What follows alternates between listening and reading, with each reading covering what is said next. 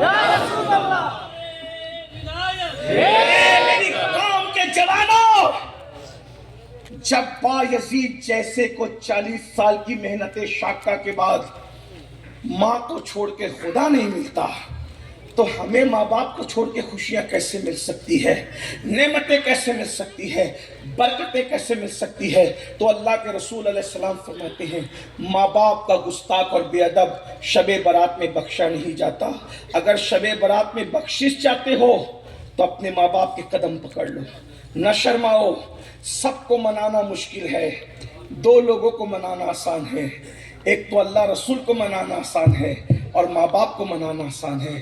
یہ بہت محبت کرتے ہیں ہم سے، اس لیے میری گزارش ہے اپنے ماں باپ کو راضی کر لو، شب برات آنے سے پہلے اپنے ماں باپ کو راضی کر لو۔ اور تیسری اور آخری بات میں اپنی گفتگو سمیٹ لوں، کیونکہ حضور مفتی صاحب قبلہ کی طبیعت بھی علیل ہیں اور انہیں جانا بھی ہے اور وہ بیٹھے ہوئے ہیں اور وقت بھی زیادہ ہوا ہے، مجھے بھی جو وہ ایک پروگرام میں رات کو جانا ہے، تو میں بہت طویل گفتگو کرنے کی بجائے تیسرا کم نصیب جو بخشا نہیں جاتا، جو بخشا نہیں جاتا شب برات میں، وہ ہے نشے کا اور شراب کا عادی۔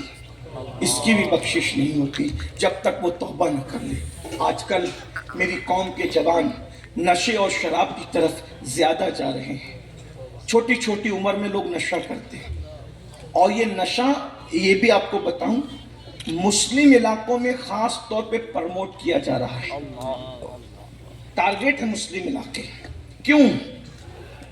لوگوں کو مسلمانوں کے ٹیلنٹ سے، صلاحیت سے بہت خطرہ ہے۔ دنیا جانتی ہے جس دن مسلمان پڑھیں گے اس دن کوئی ان کا مقابلہ نہیں کر سکے گا، جس دن مسلمان تجارت کریں گے کوئی ان کے مقابلے میں ٹھہر نہیں سکے گا، جس دن مسلمان سیاست کریں گے اس دن کوئی ان کا مقابل نہیں ہوگا۔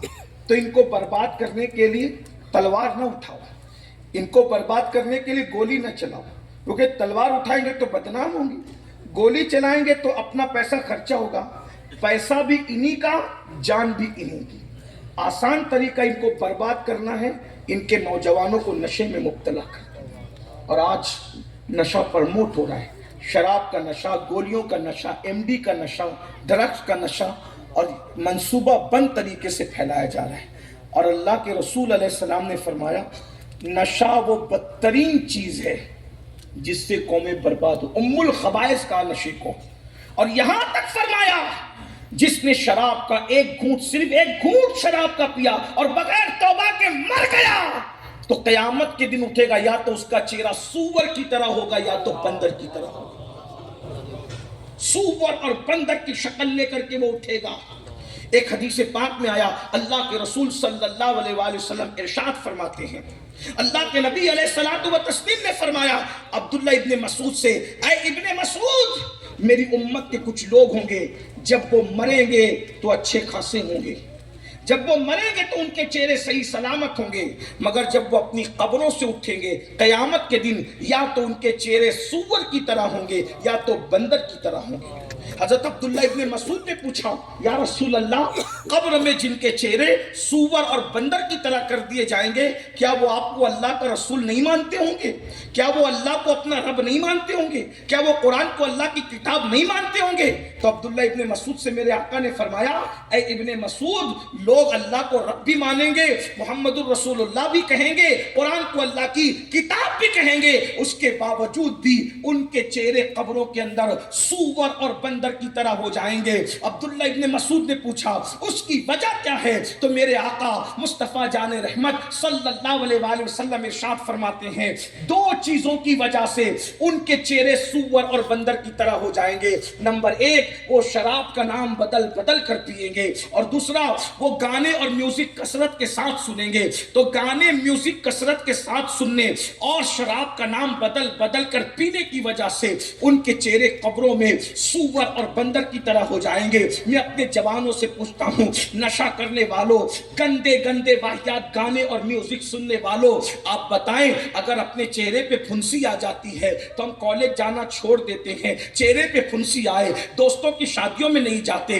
چہرے پہ پھنسی آئے محفل میں شرکت نہیں کرتے۔ اگر چہرے پہ پھنسی آ جائے، اور اللہ نہ کرے، ہزار بار نہ کرے، اللہ کسی دشمن کو بھی یہ بیماری نہ دے، اور اگر سفید داغ آ جائے تو سفید داغ والا گھر کے اندر شرمندگی سے پڑا رہتا ہے، اس کو ہر وقت تو شرم آتی ہے۔ جب سفید داغ اور چہرے کی پھنسی لے کر ہم لوگوں کے سامنے نہیں جاتے تو یہ نشے کی وجہ سے اور گانا سننے کی وجہ سے جب یہ چہرے سور اور بندر کی شکل میں اختیار کر جائیں گے، سور اور بندر کی شکل اختیار کر جائیں گے، تو سور کا منہ لے کر اللہ کی عدالت میں کیسے جاؤ گے؟ بندر کا منہ لے کر اللہ کی عدالت میں کیسے جاؤ گے؟ اس لیے میرے بھائیو، اللہ کے رسول صلی اللہ علیہ وسلم نے تو یہاں تک فرمایا جو نشہ کرے اس کو قرضہ بھی مت دو، جو نشہ کرے بیمار پڑ جائے اس کی عیادت کے لیے مت جاؤ، جو نشے کو حلال سمجھ کے کرے اگر مر جائے اس کے جنازے میں شرکت مت کرو۔ نشہ کرنے والوں کو اپنی بیٹی مت دو۔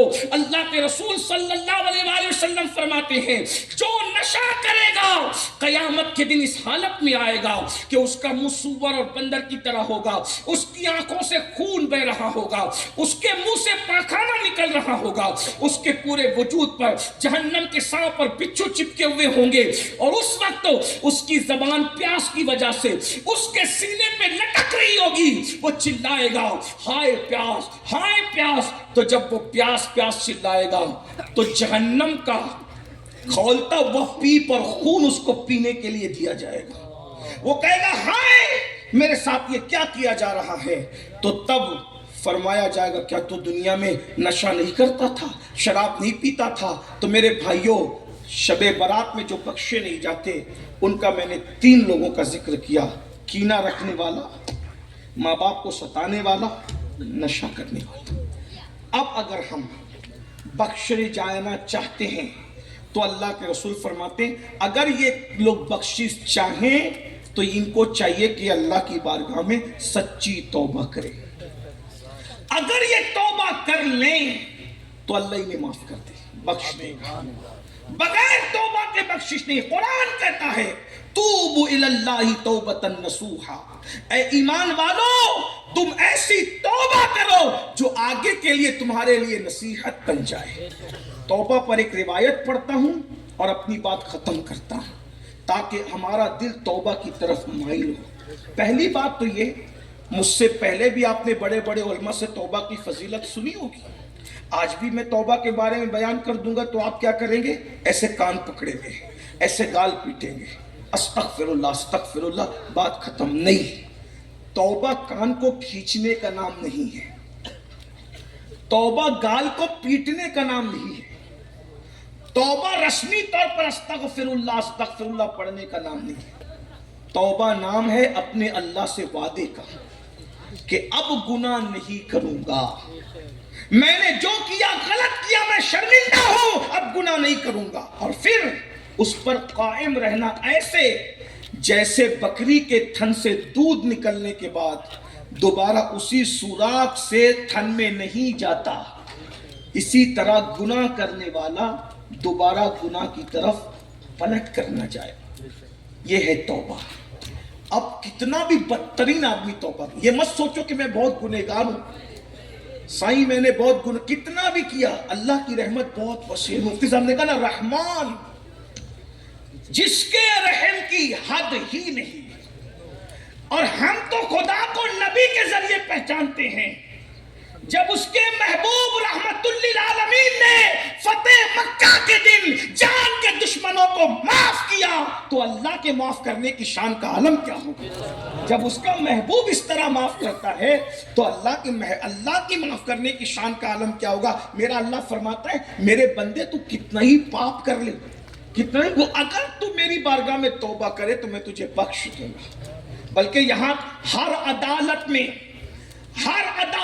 اقبال جرم کرنے والے کو سزا دی جاتی ہے، لیکن اللہ کی عدالت یہ ہے اگر کوئی اپنے جرم کو قبول کر لے تو اس کو ذلیل نہیں کیا جاتا۔ جاتا, سزا نہیں دی جاتی, بلکہ جو اللہ کی عدالت میں گناہ کو قبول کر کے شرمندہ ہو جاتا ہے اس کے سر پر محبوبیت کا تاج رکھ دیا جاتا ہے, اس کو اپنا محبوب بنا دیا جاتا ہے, اس کو اپنا مقبول بنا دیا جاتا ہے. اور اللہ فرماتا ہے میرے بندو جو میری طرف چل کر آتے ہیں میری رحمت اس کی طرف دوڑ کر جاتی ہے.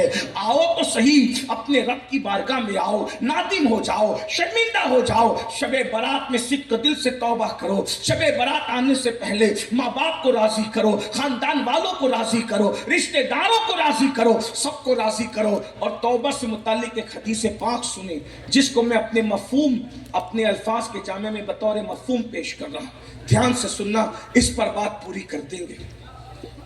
حضرت موسیٰ علیہ السلام کی بارگاہ میں کچھ لوگ آئے, اور یہ بھی سمجھ لو کہ اللہ سے جو ہمارا رشتہ ہے نا وہ محبت اور پیار کا رشتہ ہے.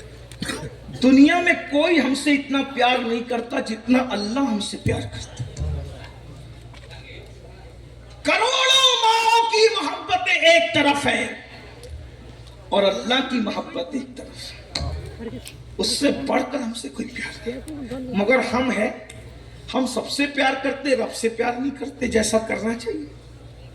سب کے ناراض ہونے کا خیال ہے, رب کے ناراض ہونے کا کوئی خیال نہیں. اگر کوئی شادی کارڈ دے تو ہم ایک ملک سے دوسرے ملک تک چلے جاتے ہیں شادی میں, میرا دوست تو ناراض نہ ہو جائے. اس کی ناراضگی سے بچنے کے لیے ایک ایک ملک کا سفر کرتے ہو, اور اللہ کی ناراضگی سے بچنے کے لیے گھر سے اٹھ کے مسجد بھی نہیں جاتے. 10 منٹ کی نیند فجر میں نبی کی خوشی کے لیے قربان نہیں کرتے.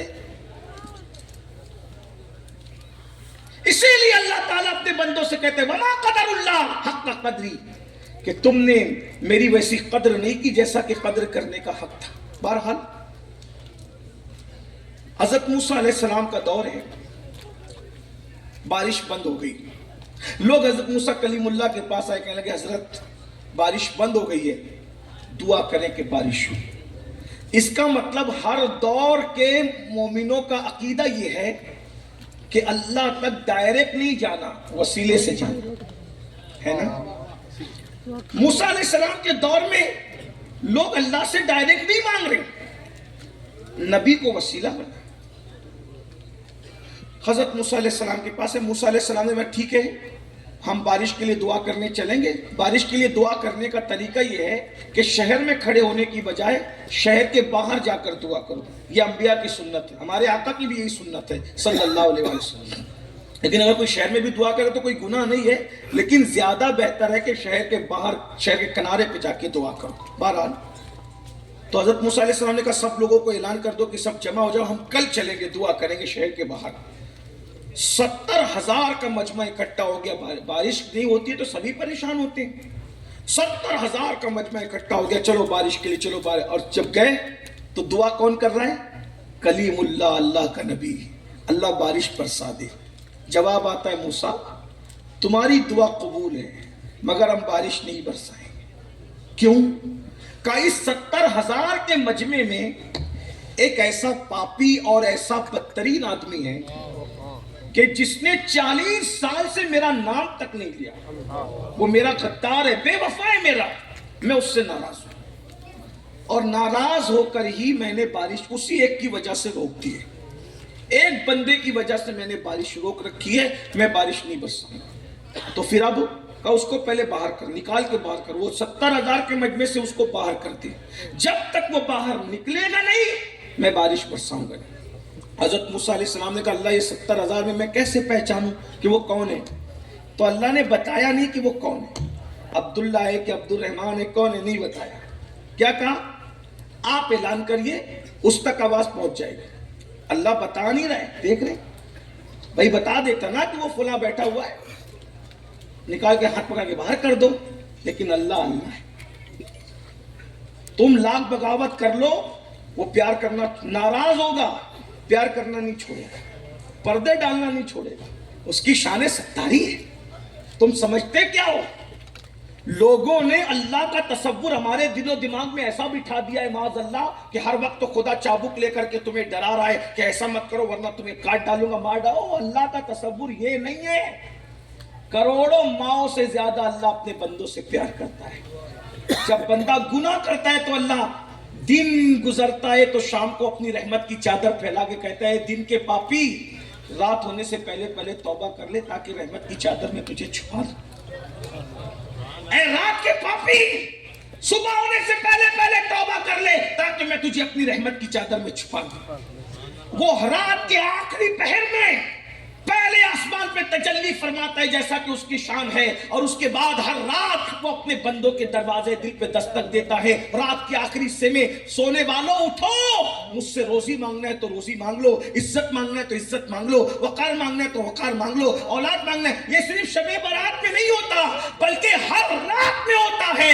بس شب برات کی خصوصیت یہ ہے کہ ہر رات کے آخری حصے میں اللہ فرماتا ہے جو مانگنا ہے مانگ لو، مگر شب برات کی خصوصیت یہ ہے کہ رات کے آخری حصے میں نہیں بلکہ سورج غروب ہونے سے لے کے فجر تک اللہ پوری رات کہتا ہے جو مانگنا ہے مانگ لو، میں تمہیں ضرور عطا کروں گا۔ لیکن ہم ہیں کہ سب سے مانگنا چاہتے ہیں، رب سے نہیں مانگنا۔ اگر اللہ سے اپنی بات منوانا ہے تو رات کے آخری حصے میں دعا کر کے دیکھو۔ ہمارے مختوم، ہمارے مرشد سرکار مختوم اشرف جہانگیر سمنانی فرمایا کرتے تھے کہ رات کے آخری حصے میں جاگ کر عبادت کرنے سے جو مجھے نعمتیں ملی ہے وہ کسی عبادت سے نہیں ملی۔ رات کے آخری حصے کی بہت اہمیت۔ صوفیہ فرماتے ہیں عصر کے بعد کا وقت یعنی دن کا آخری وقت اور صبح صادق سے پہلے کا وقت یعنی رات کا آخری وقت، دن اور رات کا آخری وقت صوفیوں کے لیے عید کی حیثیت رکھتا ہے۔ جیسے عید کے دن ہمیں مسرت ہوتی ہے، صوفیوں کو عصر بعد اور رات کے آخری حصے میں مسرت ہوتی ہے کہ جو مانگیں گے یار عطا کرے گا۔ لیکن ہمارا حال یہ ہے، ہم تو صرف گانوں میں، غزلوں میں، فلموں میں، گندگی میں، غیبت میں، چگلی میں، برائیوں میں ہے۔ آؤ اپنے اللہ سے رشتے کو مضبوط کرو، رب کی بارگاہ میں توبہ کرو، معافی مانگو۔ المختصر یہ کہ اللہ نے حضرت موسیٰ علیہ السلام سے کہا موسیٰ آواز لگاؤ، ہم اس تک آواز پہنچا دیں گے۔ حضرت موسیٰ نے کہا اے وہ شخص جس نے 40 سال سے میرے اللہ کا نام تک نہیں لیا، اللہ تجھ سے ناراض ہے، نکل باہر، تیری وجہ سے بارش رک گئی۔ سب لوگ ادھر ادھر، کیونکہ ان میں کوئی ایسا تھا نہیں، سب اللہ کا نام لیتے تھے، یاد کرتے تھے۔ ظاہر سی بات ہے کہ جب کوئی مجرم نہیں ہوتا تو وہ سمجھتے کہ میں مجرم نہیں ہوں۔ جیسے اتنے بڑے مجمع میں یہ کہوں کہ وہ بندہ اٹھ کر کھڑا ہو جائے جس نے آج فجر کی نماز نہیں پڑھی، تو ہر فجر نہ پڑھنے والا سمجھے گا کہ مجھے سے کہا جا رہا ہے کہ مجرم تو جانتا ہے نا کہ میں مجرم ہوں۔ جس نے فجر پڑھا اس کے اوپر کوئی اثر نہیں پڑے گا۔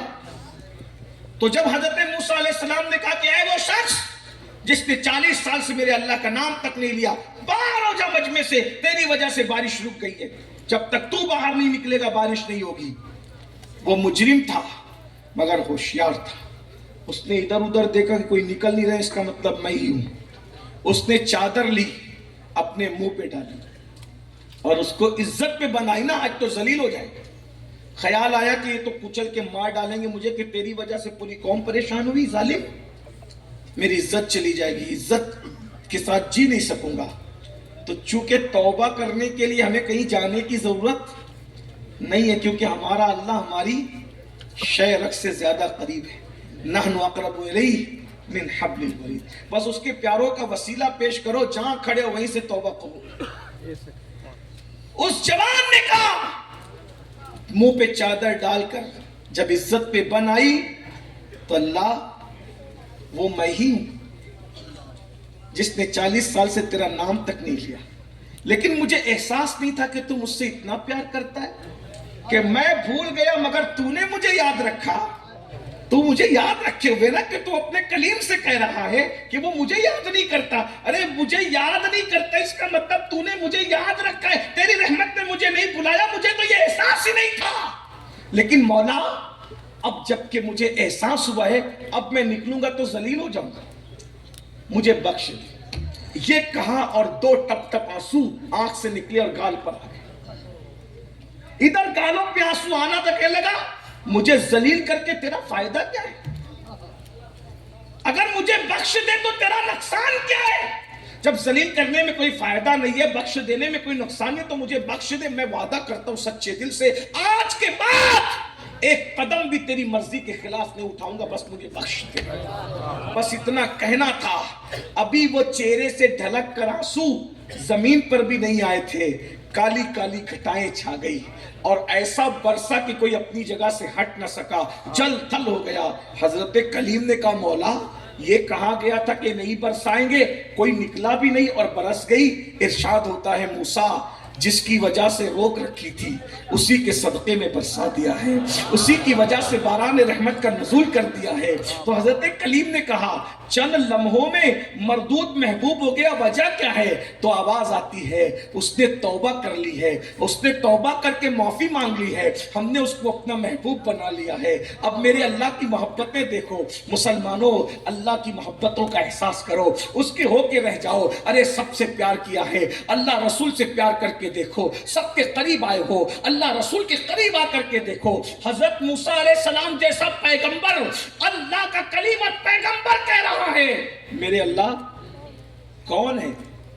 ذرا بتانا وہ کون ہے؟ توجہ ہے آپ کی؟ اس کو یاد رکھ لیں اللہ کیا محبت کرتا ہے آپ سے ہم سے۔ حضرت موسیٰ کہتے ہیں اللہ وہ کون ہے ذرا مجھے بتا تو صحیح۔ ندا آتی ہے موسیٰ نہیں بتائیں گے، تجھے نہیں بتائیں گے اس کو۔ تو اس کی مولا میں دیکھنا چاہتا ہوں وہ کون ہے۔ تو کہا نہیں بتائیں گے۔ کہا کیوں؟ کہا جب غدار تھا، باغی تھا، میرا نام نہیں لیتا تھا، تب بھی میں نے پردے ڈال رکھے تھے، اس کو ذلیل نہیں کیا تھا۔ اب تو توبہ کر کے میرا محبوب بن گیا ہے، اب بتا کر کے اس کو ذلیل کیسے کر دوں، اب بتا کر اس کو رسوا کیسے کر دوں۔ یہ اللہ کی محبتیں ہمارے ساتھ۔ میرے بھائیوں آؤ نا صدق دل سے توبہ کرو، نمازوں کی پابندی کرو، ایک دوسرے سے پیار کرو، محبت کرو اور اپنے اور بیگانے میں فرق کرو۔ اس دنیا میں جیو، سر اٹھا کے جیو، منصوبہ بندی کے ساتھ جیو، ترقی کے ساتھ جیو، اپنے قائدین کے جو تمہارے خیر خواہ ہیں ان کے پیچھے چلو، ان کا سپورٹ کرو۔ دوستوں کے مقابلے میں دشمن کو پرموٹ مت کرو، ظالموں کو پرموٹ مت کرو، اس لیے کہ اپنا اپنا ہوتا ہے، پرایا پرایا ہوتا ہے۔ یاد رکھنا پھول پھر پھول ہے، پھول پھر پھول ہے، کوئلہ پھر کوئلہ ہے۔ اگر پھول سوکھ جائے گا تو بھی وہ خوشبو دے گا، کوئلہ ٹھنڈا ہو جائے گا پھر بھی وہ ہاتھ کالے کرے گا۔ اس لیے کوئلے سے رشتہ جوڑ کر اپنے ہاتھوں کو کالے مت کرو، بلکہ محمد الرسول اللہ کے غلاموں سے رشتہ رکھ کر اپنے وجود کو معطر کرو، خوشبو کی طرف آؤ۔ اور بس جاتے جاتے اتنی عرض کر دوں، نصیحت سمجھے، وصیت سمجھے، گزارش سمجھے، ریکویسٹ سمجھے، جو سمجھے، اگر آپ کو ملک ہندوستان میں ترقی کے ساتھ جینا ہے، دوسری قوموں کے کاندھے سے کاندھا لگا کے جینا ہے، تو 3 چیزوں پہ محنت کرو۔ 3 پوائنٹس، پوری تقریر یاد رہے نہ رہے اس کو یاد رکھو۔ 3 چیزوں پہ محنت کرو۔ نمبر 1 دیندار بنو۔ دین کے بغیر ترقی تمہیں نہیں ملے گی۔ کل بھی ترقی ملی تھی دین کی وجہ سے، آج بھی ترقی تھی۔ دیندار کا مطلب صرف ٹوپی کرتا والا دیندار نہیں، دیندار کا مطلب ویسا دیندار جیسا رسول اللہ بنانے کے لیے آئے تھے۔ نماز وقت پہ ادا ہو، رمضان شریف میں روزے ادا ہو، اللہ نے مال دیا ہے تو 2.5% زکوٰۃ نکالو، اللہ نے صاحب استطاعت کیا ہے حج کرو، عمرہ کرو، اور ایک دوسرے سے محبت اس طرح کرو جیسے صحابہ کرتے۔ کیسے کرتے؟ آج تم اپنے بھائی سے بھی چھپا کر کھاتے ہیں۔ صحابہ کیسے دیندار تھے اس کے جھلک۔ ایک صحابی کے گھر مہمان آئے، انہوں نے بکری ذبح کی، اور بکری ذبح کی تو انہوں نے اپنی بیوی سے کہا دیکھو ہم تو مہمان کے ساتھ بکری کا گوشت تو کھا لیں گے، ہمارے پڑوسی نے بہت دنوں سے بکری کا گوشت نہیں کھایا ہے، تو بکری کا سر اور پیر اس کو تحفے میں بھیج دیتے تاکہ وہ بھی کھا لیں۔ یعنی جو اپنے لیے پسند کرو اپنے مومن بھائی کے، وہ بھی بکری کا گوشت کھا لے۔ اس پڑوسی کے گھر سر اور پیر بھیج دیے۔ وہ پڑوسی بھی حضور کا تربیت یافتہ تھا، صحابی تھا۔ انہوں نے کیا کہا اپنی بیوی سے، ہم تو کھاتے ہی رہتے ہیں، ہم سے زیادہ ہمارے پڑوسی کو ضرورت ہے۔ انہوں نے بھی، وہ بھی تربیت یافتہ تھے، انہوں نے کہا ہم بھی تو کھاتے رہتے ہیں، ہمارے یہاں سے زیادہ بچے پڑوس کے ہیں، ان کو دے دیتے، ان کو زیادہ ضرورت ہے۔ پورے محلے میں وہ بکری کا سر اور گوشت گھومتے گھومتے گھومتے آخری میں جہاں سے نکلے تھے وہیں پر واپس پلٹ آئے۔ یہ محبتیں تھی، یہ دینداری تھی. آج کل یہ محبتیں روٹ گئی ہیں. بس دشمنی دشمنی دشمنی، اختلاف اختلاف اختلاف. وہ پٹھان ہے، وہ فلاں ہے، وہ فلاں ہے، وہ فلاں ہے. میرے بھائی ہم سب حضور کے غلام ہیں، اور اس سے بڑی ہماری کوئی پہچان نہیں ہے، اس سے بڑا ہمارا کوئی اعزاز نہیں ہے، اس سے بڑا کوئی ہمارا تمغہ نہیں ہے کہ ہم حضور کے غلام ہیں. حضور کی غلامی پہ ناز کرو، اپنی برادریوں پہ کیا فخر کرتی؟ کوئی برادری چھوٹی نہیں، کوئی بڑی نہیں. کلکم من آدم و آدم من تراب. تم سب آدم کے بیٹے ہو، اور اللہ نے آدم کو مٹی سے پیدا کیا. اگر کسی کو عزت ملے گی، ان اکرمکم عند اللہ اتقاکم. اللہ کے نزدیک عزت والا وہ ہے جو پرہیزگار اور متقی ہے. تو پہلی چیز دیندار بن. نمبر 2، دوسری چیز مالدار بن. اس لیے کہ غربت کبھی کبھی انسان کو کفر تک لے جاتی ہے. تجارت کرو، محنت کرو. نوجوانوں سے خاص، آج کل کے نوجوان چھوکرے کام دھام پہ توجہ نہیں دیتے، وہ صرف فیشن پہ توجہ. میں اچھا لگنا چاہیے. میرے بھائی اگر عزت کے ساتھ جینا چاہتا ہے تو مال کما، حلال ذریعے سے مال کما. مال ضروری ہے. رسول اعظم سے لے کے غوث اعظم تک یہ سب مالدار لوگ. امام حسن اور امام حسین جن کا ذکر کرتے ہو، کیا سمجھتے؟ غریب لوگ تھے. تمہارے یہاں کا بڑے سے بڑا آدمی فقیر کو 50 روپے نہیں دیتا. امام حسن اور امام حسین کی چوکھٹ پہ لوگ بھیک مانگنے آتے تھے. ایک ایک وقت میں 50 ہزار دیتے تھے، اور کہتے تھے تم ایسے وقت میں ابھی کم ہے، اگر پہلے آتے تو اور زیادہ عطا کرتے. جو بھکاریوں کو 50 ہزار دیتے یہ غریب لوگ ہوں گے، مفلس لوگ ہوں گے؟ نہیں، یہ مالدار لوگ تھے. سرکار غوث پاک تو اتنے مالدار تھے کہ اتنا مہنگا کرتا پہنتے تھے، لباس پہنتے تھے کہ اتنے مہنگے کپڑے بادشاہ کو بھی میسر نہیں آتے تھے.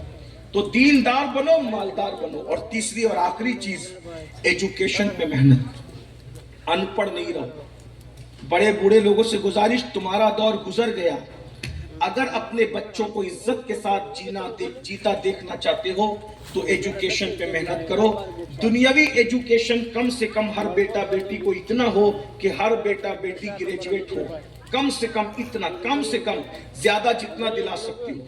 کیونکہ مولا علی سرکار فرماتے ہیں کہ تمہارے ماں باپ نے تم کو جو علم دیا اس سے زیادہ علم تم اپنے بچوں کو دو، کیونکہ تمہارے بچوں کا دور تمہارے دور سے تیز رفتار ہوگا. یہ مولا علی نے آج سے 1450 سال پہلے ہمیں فرمایا تھا کہ تمہارے بچوں کا دور تمہارے دور سے زیادہ تیز رفتار ہوگا. تم نے بچپن میں کبھی موبائل کا نام بھی سنا تھا؟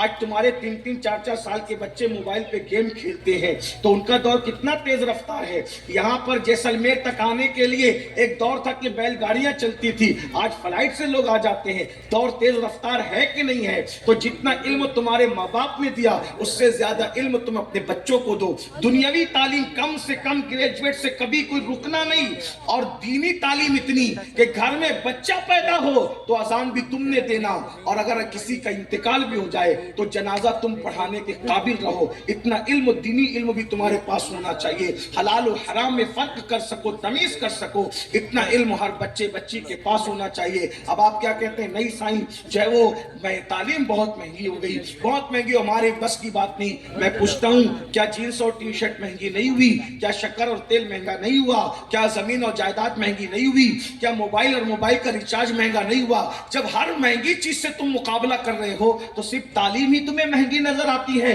شاید تم نے مہنگائی کی وجہ سے شکر خریدنا بند کیا، مہنگائی کی وجہ سے گھی خریدنا بند کیا، مہنگائی کی وجہ سے جوتے اور موبائل خریدنا بند کیا. جب تم مہنگائی کی وجہ سے یہ سب بند نہیں کرتے تو مہنگائی کی وجہ سے تم تعلیم کیوں چھوڑ رہے ہو؟ تعلیم کتنی بھی مہنگی ہو، ہمیں آدھی روٹی کھانا پڑے تو آدھی روٹی کھائیں گے. ہمارے ماہرہ کے مرشدوں نے یہ اعلان کیا، آدھی روٹی کھائیں گے، بچوں کو پڑھائیں گے. سال میں 4 ڈریس بنانے کی بجائے ایک ہی لباس پہ گزارا کر لو. 3 مرتبہ کھانے کی بجائے 1 مرتبہ کھاؤ، مگر اپنے بچوں کو پڑھاؤ. 10 سال تک اگر مسلمان علم پہ محنت کرے گا، آنے والا دور انشاءاللہ انقلابی دور ہوگا، تبدیلی کا دور ہوگا. علم پہ محنت کر کے دیکھو، دنیا بھی سنور جائے گی، آخرت بھی سنور جائے گی. اللہ کے رسول نے 23 سال کی قلیل مدت میں جو انقلاب برپا کیا تھا وہ خالص علمی اور تعلیمی انقلاب تھا. آئیے ہم سب علم کی طرف پیش رفت کریں، اور یہاں جس طرح آپ نے توبہ کا عہد کیا ہے ایسے ہی تعلیم کا عہد بھی کر لیں. یعنی آج ہم 2 تا کی طرف محنت کریں گے، توبہ بھی کر کے اٹھیں گے اور تعلیم کا عزم بھی کر کے اٹھیں گے کہ کوئی بچہ ان پڑھ نہ رہنے پائے، کوئی بچی ان پڑھ نہ رہنے پائے. اللہ کرے ہم تعلیم پہ محنت کریں. اور یہ بھی آپ سے کہوں کہ اچھی فیکٹریاں اگر لگانے کی صلاحیت ہے 3 لگا سکتے تو 2 فیکٹریاں لگائیے، ایک اسکول بنائیے، کیونکہ اسکول اچھا بزنس بھی ہے اور اچھی خدمت بھی ہے۔ انگلش میڈیم اسکول عشق رسول کے ماحول میں قائم کیجیے۔ الحمدللہ اللہ کا شکر ہے، میں خود ایک English medium school junior college کا چیئرمین ہوں۔ اس طرح کا تعارف لیکن کرانا پسند نہیں کرتا، مگر اسکول کے ذریعے سے کیسے ایمان بچتا ہے وہ آپ کو بتاؤں۔ ہمارا اسکول چلتا انگلش میڈیم اسکول، لیکن اس کا آغاز قصیدہ بردہ شریف سے ہوتا ہے، سورۃ الفاتحہ سے ہوتا ہے۔ بچے ہمارے بس میں بیٹھ کر جو گھر سے آتے ہیں تو بچے آپس میں بات نہیں کر سکتے، ہنسی مذاق نہیں کر سکتے۔ گھر سے نکلنے سے لے کر اسکول آنے تک ان کے ہاتھ میں تسبیح دی جاتی ہے کہ گھر سے لے کر کے اسکول آنے تک درود شریف پڑھتے رہو، اور اس کے بعد پھر اسکول میں بھی 100 بار ختم درود ہوتا ہے کلاس کے آغاز سے پہلے۔ یہ بچوں کی تربیت ہے۔ ہمارے اسکول کے بچوں کو لوگ آسانی سے پہچان لیتے ہیں۔ مالیگاؤں میں دیکھتے ہیں کہ جو اسکول کا بچہ بڑوں کے ہاتھ چوم رہا ہے سمجھ لو کہ یہ ہراق میں پڑھنے والا بچہ ہے۔ تو ایسا ہوا، اسکول شروع ہونے 2 مہینے گزر گئے تھے، ایک شخص آیا اور آ کر اس نے کہا ہمارے ساتھی جمیل رضوی صاحب سے کہ میرا بچہ میں نے فلاں جگہ ڈالا تھا، لیکن وہ عجیب عجیب بھلتی سلتی حرکتیں کر رہا ہے گھر میں آنے کے بعد، جو مسلمانوں کی حرکتیں نہیں ہیں۔ تو میں نے اس بچے کو نکال لیا، تو کیا تم میرے بچے کو ایڈمیشن دو گے؟ تو انہوں نے کہا کہ اتنے مہینے گزر گئے، یہ تعلیم کور کر سکے گا کہ نہیں کر سکے گا مجھے نہیں پتا، ہمارے یہاں تعلیم کا معیار کچھ اور ہے۔ تو انہوں نے مجھ سے رابطہ کیا کہ ایسے ایسے حالات ہیں کہ بچہ عجیب عجیب مشرکانہ حرکت کی طرف ہے، مسلمان کا بچہ ہے، وہ بھی سید کا بچہ ہے۔ میں نے کہا میرے عزیز ہم اس پہ محنت کر کے تعلیم کور کروا لیں گے، لیکن ایڈمیشن دے دو کیونکہ ایمان کا معاملہ ہے۔ اور اس کے بعد ایڈمیشن ہو گیا۔ ہمارے یہاں یہ بھی ہے کہ جو بچے اسکول کے ساتھ حفظ کرنا چاہتے ہیں تو ہم ان کو حافظ بھی بناتے ہیں۔ الحمدللہ وہ سید کا بچہ آیا، اس کے بعد اس کا ایڈمیشن ہوا، پڑھنا شروع کیا۔ آج وہ بچہ حافظ قرآن ہے اور اسکول کے کیمپس میں جو مسجد ہے وہ اس کی امامت کرتا ہے۔ میری گزارش ہے عشق رسول کے ماحول میں اسکول اور کالجوں کے ماحول کو کوسنے کی بجائے ہم خود اسکول اور کالج قائم کریں اور اس میں عشق رسول کے ماحول میں تعلیم کا آغاز کریں، پردے کے ماحول میں تعلیم دیں، اس لیے کہ حالات کو کوسنے سے کچھ نہیں ہوتا، اندھیروں کو کوسنے سے کچھ نہیں ہوتا۔ اندھیروں کو کوستے کوستے مر جاؤ گے، کبھی اجالا نہیں ہوگا۔